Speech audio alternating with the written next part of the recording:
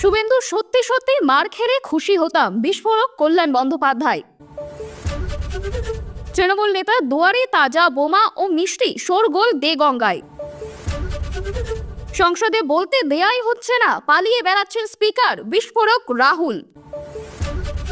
বিক্ষোভ কর্মসূচিতে অনুমতি, শুভেন্দুর উপর হামলার ভিডিও পুলিশকে দিতে বিজেপিকে নির্দেশ হাইকোর্টের। 48 ঘন্টা আগে হাউসফুল বাংলার মুখ্যমন্ত্রীর সভা, লম্বা হচ্ছে ওয়েটিং লিস্ট, অক্সফোর্ডে উদ্দীপনা তুঙ্গে। তৃণমূলের দালাল অনুপমের অপসারণ চায়, বিজেপির রাজ্য দপ্তরের সামনে পড়ল পোস্টার। উচ্ছেদ অভিযান ঘিরে ধুন্ধুমার দুর্গাপুরে। এতক্ষণ শুনছিলেন শিরোনাম, এবার বিস্তারিত।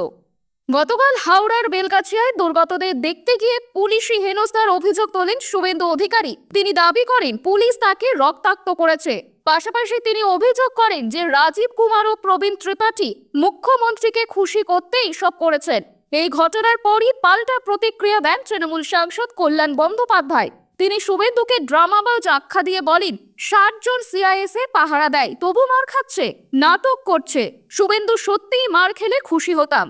বেলগাছিয়ার 5 দিন ধরে জল ও বিদ্যুৎ নেই, বাড়ির দেয়ালে ফাটল ধরেছে। এরই মধ্যে একটি বাড়ি ভেঙে পড়ায় আতঙ্ক ছড়িয়েছে।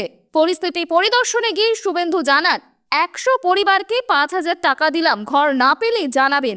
হাওড়ার জল সংকট মেটাতে বিকল্প পাইপলাইন বসানোর সময় ভূমিধস হয়। এতে বাড়িঘর, অঙ্গনওয়াড়ি কেন্দ্র ও রাস্তায় ফাটল দেখা দেয়। ক্ষতিগ্রস্তদের অস্থায়ীভাবে স্কুলে রাখা হয়েছে এবং খাবার জলের ব্যবস্থা করা হলেও তা পর্যাপ্ত নয় বলেই অভিযোগ উঠেছে। মন্ত্রী অরূপ রায় আশ্বাস দিয়েছেন পরিস্থিতি দ্রুত নিয়ন্ত্রণে আনা হবে। সাত সকালে ভয়াবহ কাণ্ড দেগঙ্গায়। তৃণমূল প্রধানের বাড়ির দরজায় রাখা হলো মিষ্টির প্যাকেট এবং তাজা বোমা। ঘটনায় তুমুল শোরগোল দেগঙ্গার চৌরাশিয়া পঞ্চায়েত এলাকায়। কে বা কারা এমন করলো তা জানতেই শুরু হয়েছে পুলিশি তদন্ত। স্থানীয় সূত্রে জানা গিয়েছে, বাপ্পা মণ্ডল দেগঙ্গার চৌরাশিয়ায় পঞ্চায়েত প্রধান।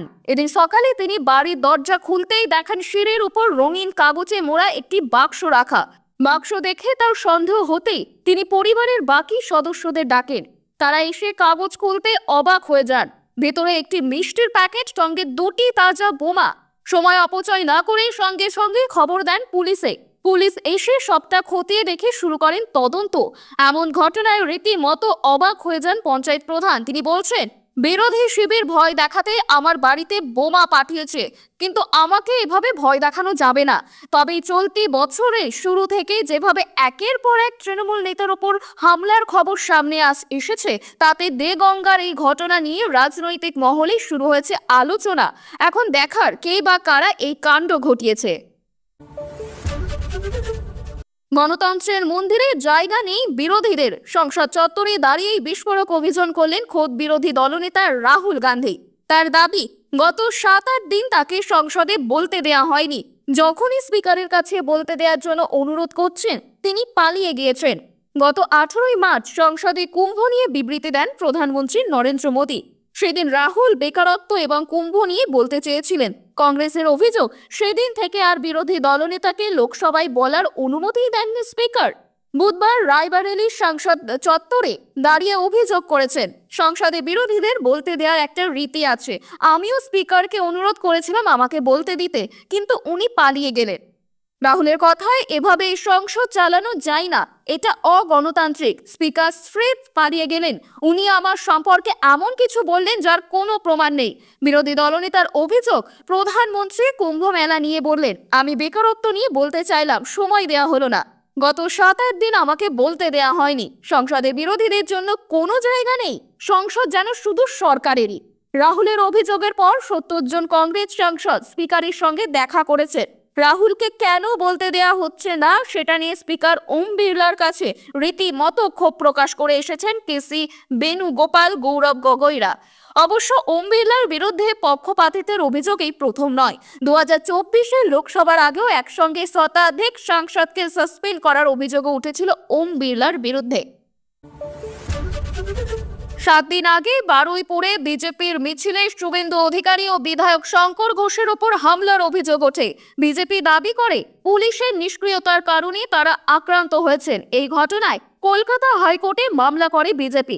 পাশাপাশি বারুইপুরে পুলিশ সুপারের দফতরের বাইরে প্রতিবাদ বিক্ষোভের অনুমতি চায় তারা। বৃহস্পতিবার কলকাতা হাইকোর্ট বিজেপির সেই কর্মসূচির অনুমতি দেয়। বিচারপতি তীর্থঙ্কর বসু নির্দেশ দেন, শুক্রবার দুপুর 2টো থেকে বিকেল 5টা পর্যন্ত 1000 কর্মী সমর্থক নিয়ে কর্মসূচি পালন করা যাবে। সর্বোচ্চ 25টি মাইক ব্যবহারের অনুমতি দেওয়া হয়েছে, তবে হাসপাতাল এলাকার 500 মিটারের মধ্যে মাইক ব্যবহার করা যাবে না। গত 19শে মার্চ শুভেন্দু ও বিজেপি বিধায়কদের কর্মসূচি ঘিরে বারুইপুরে উত্তেজনা ছড়ায়। বিজেপির আইনজীবী আদালতে জানান, শিলিগুড়ির বিজেপি বিধায়ক শঙ্কর ঘোষ এবং বিরোধী দলনেতা আক্রান্ত হয়েছেন। তাদের গাড়িতে হামলা হয়েছে। তিনি বলেন, রাজ্যের কাছে প্রচুর দক্ষ পুলিশ রয়েছে, তাহলে বিক্ষোভের অনুমতি দিতে অসুবিধা কোথায়? অন্যদিকে রাজ্যের তরফে জানানো হয়, বারুইপুরে ওই দিন 450 জন পুলিশ মোতায়েন থাকলেও বিরোধী দলনেতার গাড়ির ক্ষতির কোনো প্রমাণ মেলেনি। তবে বিচারপতি বিজেপির হাতে থাকা ভিডিও ফুটেজ পুলিশের কাছে জমা দিতে বলেন। আগামীকাল এই মামলার ফের শুনানি হবে। তবে হাইকোর্ট ইতিমধ্যে বারুইপুরে বিজেপির প্রতিবাদ কর্মসূচির অনুমতি দিয়েছেন, যেখানে শুভেন্দু অধিকারী উপস্থিত থাকবেন বলেই জানা গিয়েছে। বাংলার মুখ্যমন্ত্রী মমতা বন্দ্যোপাধ্যায়ের বক্তৃতা নিয়ে অক্সফোর্ড বিশ্ববিদ্যালয়ের কেলক কলেজে বিপুল আগ্রহ তৈরি হয়েছে। অনুষ্ঠানের 48 ঘন্টা আগেই হলো হাউসফুল। প্রবেশ অবাধ থাকলেও আগ্রহীদের এখন অপেক্ষমান তালিকায় রাখা হয়েছে। বৃহস্পতিবার শুরু হবে এই অনুষ্ঠান। মমতা বন্দ্যোপাধ্যায় ছাড়া উপস্থিত থাকবেন অধ্যাপক জোনাথন মিচি, শিল্পোদ্যোগী লটকরণ বিলি মরিয়া এবং প্রাক্তন ক্রিকেট অধিনায়ক সৌরভ গঙ্গোপাধ্যায়। বক্তৃতার মূল বিষয় সামাজিক উন্নয়ন, বালিকা, শিশু এবং নারী ক্ষমতায়ন। নারী শিক্ষার প্রসারে মমতা বন্দ্যোপাধ্যায়ের কন্যাশ্রী প্রকল্পে ইউনেস্কোর স্বীকৃতি পেয়েছে। সবুজ সাথী প্রকল্পের মাধ্যমে ছাত্রীদের সাইকেল প্রদান বিদ্যালয়মুখী করেছে। রূপশ্রী, স্বাস্থ্যসাথী এবং লক্ষ্মীর ভাণ্ডারের মতো প্রকল্প নারীদের আর্থিক ও সামাজিক সুরক্ষা দিয়েছে। এই বিষয়গুলি বক্তৃতায় তুলে ধরবেন মুখ্যমন্ত্রী। অক্সফোর্ডের কেলক কলেজে সর্বাধিক সংখ্যক শিক্ষার্থী রয়েছেন, যেখানে ভারতীয় ও বাঙালি ছাত্রছাত্রীও রয়েছেন। ফলে বাংলার মুখ্যমন্ত্রীর বক্তৃতা ঘিরে আগ্রহ তুঙ্গে। সাধারণত অক্সফোর্ডে সেমিনারগুলো আমন্ত্রণমূলক হলেও এই বক্তৃতায় ব্যতিক্রম ঘটানো হয়েছে। সরাসরি উপস্থিত থাকার পাশাপাশি কলেজের অনলাইন প্ল্যাটফর্ম লাইভ স্ট্রিমিং এর ব্যবস্থাও করা হয়েছে। সব মিলিয়ে লন্ডনে মমতা বন্দ্যোপাধ্যায়ের বক্তৃতা ঘিরে উত্তেজনা চরমে পৌঁছেছে। সামনে আরো একটা বিধানসভা নির্বাচন, আর সেই নির্বাচনে ফের একবার বাংলার দখল করার স্বপ্ন দেখছে বিজেপি। আর সেই লক্ষ্যে চলতি মাসেই ঘোষণা হয়েছে রাজ্যের 25টি সাংগঠনিক জেলার জেলা সভাপতি। আর তারপরেই বিভিন্ন জায়গায় দলের মধ্যে শুরু হয়েছে ব্যাপক কোন্দল। আর সেই কোন্দল চরম আকার নিয়েছে দক্ষিণ কলকাতায়। মমতা বন্দ্যোপাধ্যায়ের দুর্গে অনুপম ভট্টাচার্যকে দলের জেলা সভাপতি হিসেবে মেনে নিতে রাজি নয় অনেকেই। রবিবারই অনুপমের সংবর্ধনা অনুষ্ঠানে ধুন্ধুমার বাঁধে। চেয়ার টেবিল ভাঙচুর করে জেলা সভাপতি ও তার অনুগামীদের মুখে কালি লেপে দেওয়া হয়। এবার সেই অনুপমের বিরুদ্ধে পোস্টার পড়ল বিজেপির বিধাননগর দফতরের সামনে। তাতে উঠছে অনুপমকে অপসারণের দাবি। কলমে ওটি এখন বিজেপির রাজ্য দপ্তর। বুধবার সকালে বিধাননগরে বিজেপির দফতরের সামনে অনুপম ভট্টাচার্যের ছবি দিয়ে প্রচুর পোস্টার চোখে পড়ে। রাতের অন্ধকারে পোস্টারগুলিকে লাগিয়েছে তা কেউ বলতে পারেনি। পোস্টারে লেখা, তৃণমূলের দালাল অনুপম ও তার দলবলকে জেলা সভাপতি হিসেবে মানছি না। আর দলের অন্যতম প্রধান দপ্তরের সামনে এই পোস্টারে আরও অস্বস্তি বেড়েছে বিজেপি নেতাদের। দলের প্রাক্তন রাজ্য সভাপতি দিলীপ ঘোষ বলেছেন, অনেকের অনেক রাজনৈতিক ইচ্ছে থাকে, সেটাই স্বাভাবিক, কিন্তু সেই জন্য দলের ক্ষতি হয় এমন কিছু করা উচিত নয়। আমাদের দলেও তর্ক বিতর্ক হয়, তবে মারামারি হয় না। উচ্ছেদ অভিযান ঘিরে এবার ধুন্ধুমার দুর্গাপুরে। গ্রামে দুই পক্ষের মধ্যে প্রথমে বচসা বাঁধে, পরে তা হাতাহাতিতে পরিণত হয়। দুর্গাপুর থানার পুলিশের সামনে হাতাহাতিতে জড়িয়ে পড়ে দুই পক্ষ।